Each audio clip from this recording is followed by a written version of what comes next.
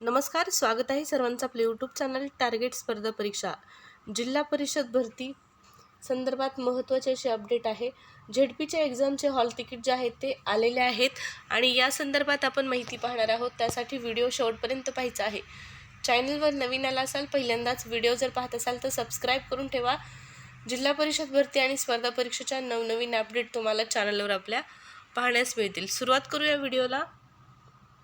त्या अगोदर जर तुम्ही आत्तापर्यंत आपलं टेलिग्राम चॅनल जॉईन केलं नसेल तर टेलिग्राम चॅनल जॉईन करा. टेलिग्रामवरती दररोजच्या चालू घडामोडी, स्पर्धा परीक्षेसंदर्भातली महत्त्वाची माहिती, नवनवीन अपडेट, नवनवीन जाहिराती दररोज अपलोड करण्यात येतात. आणि या ठिकाणी पाहू शकता 2024मध्ये होणाऱ्या सर्व स्पर्धा परीक्षेसाठी चालू घडामोडी या विषयाचा जर अभ्यास व्यवस्थितरित्या करायचा असेल, सर्व पुरस्कार, सर्व लेटेस्ट अपडेट, तर त्यासाठी नक्कीच तुम्हाला टेलिग्रामचा खूप फायदा होणार आहे. टेलिग्रामवरती दररोज घडामोडी टाकलेल्या असतात. तर लिंक व्हिडिओच्या डिस्क्रिप्शन बॉक्समध्ये आहे. आपल्या टेलिग्राम चॅनलची जॉईन करा. आता पाहूया झेडपीच्या एक्झाम संदर्भात. या ठिकाणी पहा, काल आपण एक व्हिडिओ बनवलेला होता. त्यामध्ये जिल्हा परिषदेची भरती प्रक्रिया अंतिम टप्प्यात असून 29 तारखेला झेडपीची जी आहे ती अंगणवाडी मुख्य सेविका किंवा पर्यवेक्षिका या पदासाठी जी एक्झाम आहे ती 29 तारखेला नियोजित होती आणि याच पदासाठी होणाऱ्या एक्झामचे हॉल तिकीट उपलब्ध झालेले आहेत. या ठिकाणी पाहू शकता, शेवटच्या कोपऱ्यामध्ये तुम्हाला इथं दिसत आहे की अंगणवाडी मुख्य पर्यवेक्षिका तसेच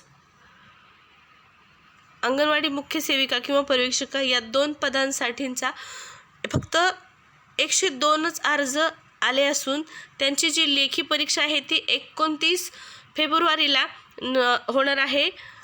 आणि यामध्ये बाकीच्या पदांसंदर्भात जे बाकीचे झेडपीचे जे एक्झाम राहिलेले आहेत त्या संदर्भात अशी माहिती देण्यात आलेली आहे की मार्चच्या एंडिंगपर्यंत या परीक्षा घेण्यात येतील. पण आता इथं पाहू शकता 12 मार्चपासून राज्यामध्ये आचारसंहिता लागू असणार आहे. 12 मार्चला आचारसंहिता लागणार आहे आणि त्यानंतर मात्र परीक्षा होणार नाहीत.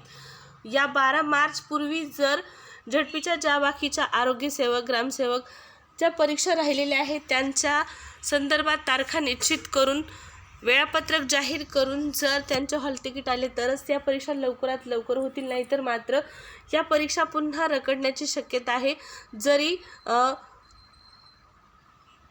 अधिकाऱ्यांच्या माध्यमातून सांगण्यात आलेलं असलं की या ज्या 4 संवर्गाच्या परीक्षा राहिलेल्या होत्या त्यामध्ये या ठिकाणी पहा, मार्च 2024पर्यंत सर्व परीक्षा घेऊन त्यांचा निकाल जाहीर करण्यात येण्यात असल्याची माहिती इथं दिलेली आहे. परंतु आता ही शक्यता आहे जी ती खूप कमी दिसत आहे, कारण ग्रामसेवकच्या जागा जास्त आहेत, अर्जांची संख्या देखील जास्त आलेली आहे. 4.5 ते 5,000 उमेदवार प्रतीक्षित आहेत या परीक्षेच्या आणि 12 मार्चपूर्वीच ह्या परीक्षेचं वेळापत्रक जाहीर होण्याची गरज आहे. तरच या लवकरात लवकर परीक्षा होतील, नाही तर पुन्हा परीक्षा रखडण्याची शक्यता दाट आहे.